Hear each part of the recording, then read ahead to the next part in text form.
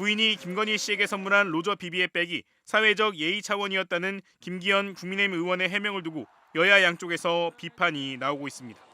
김현정 더불어민주당 원내대변인은 오늘 당시 김기현 의원이 당대표에 당선되는 과정은 비정상적이었다며 당선을 도와줘 감사하다는 쪽지와 함께 전달한 명품백을 어떻게 단순한 사회적 예의라고 변명할 수 있냐고 맹비난했습니다. 국민의힘 사람들에게는 뇌물과 상납이 사회적 예의와 동의어입니까? 박지원 더불어민주당 의원은 자신의 SNS에 김기현 전 대표는 치사한 남편이라며 자기가 한 일을 아내에게 씌운다면 윤석열보다 비열한 인간성이라고 주장했습니다. 국민을 무시하는 해명이라는 비판도 나왔습니다. 누가 100만 원짜리가 100만 원이 넘는 명품백을 예우 차원에서 둡니까? 전 야외적 예우라는 표현을 쓴 것 자체가 네. 지금 너무 국민들 기만하는 것 같아요. 신지호 전 국민의힘 전략기획부총장도 유튜브 방송에 나와 김 의원을 직격했습니다.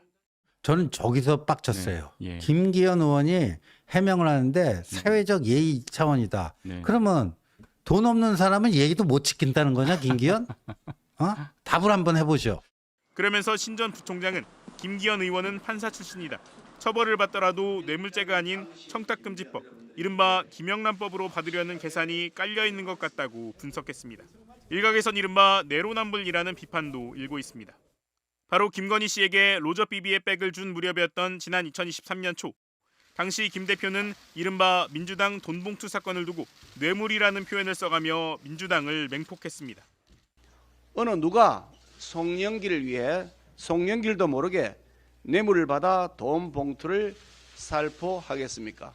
그 정도 돈 봉투 가지고 뭐 그리 시끄럽게 떠드느냐고 국민들에게 야단을 치는 듯합니다. 상식을 가진 일반인의 시각에서는 비리에 둔감한 민주당 저변의 심각한 도덕 불감증을 여실히 느끼게 할 뿐입니다. 다만 이번 사건과 관련해 김 의원은 이미 여당 대표로 당선된 전하, 아내가 윤석열 대통령 부부에게 청탁할 내용도 없었다는 입장을 밝힌 바 있습니다. 지난 8월 특검 사무실에 출석한 김건희 씨는 프랑스 명품 브랜드 신발을 착용한 것으로 알려졌습니다. 그런데 지난 6일 관저 특혜 의혹을 확인하기 위해 디올 의류 등을 찾던 특검이 이 신발과 같은 브랜드의 명품 가방을 추가로 발견했습니다. 프랑스 명품 브랜드 로저 비비에의 클러치백 2개였는데 하나는 2023년 3월에 쓰여진 편지도 함께였습니다. 특검은 편지를 쓴 사람이 김기현 국민의힘 의원의 부인이라고 봤습니다.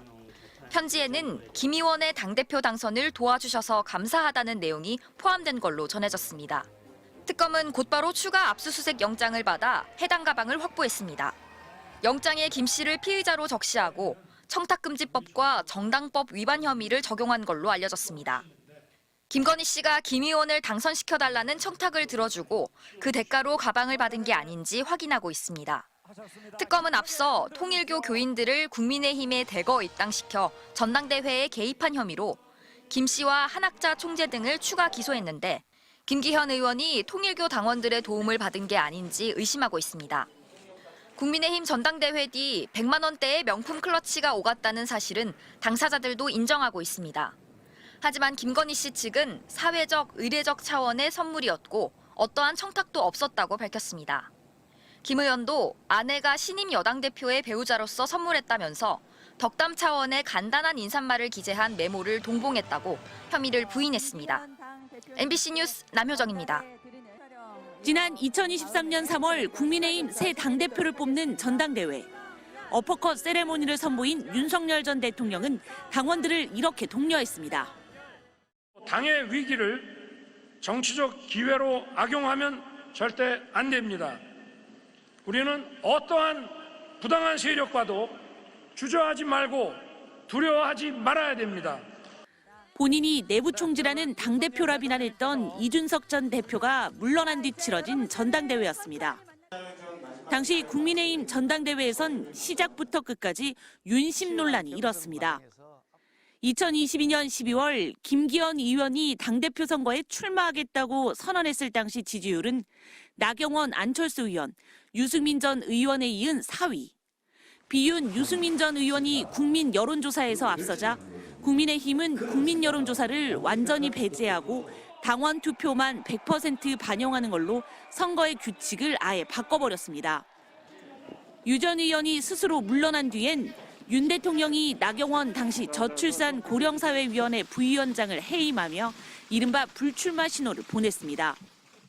솔로몬 재판이 진짜 엄마의 심정으로 이번에 그만두기로 결정했습니다.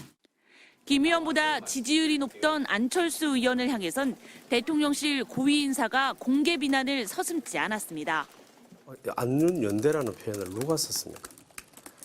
그건 정말 잘못된 표현입니다. 대통령과 후보가 어떻게 동격이라고 지금.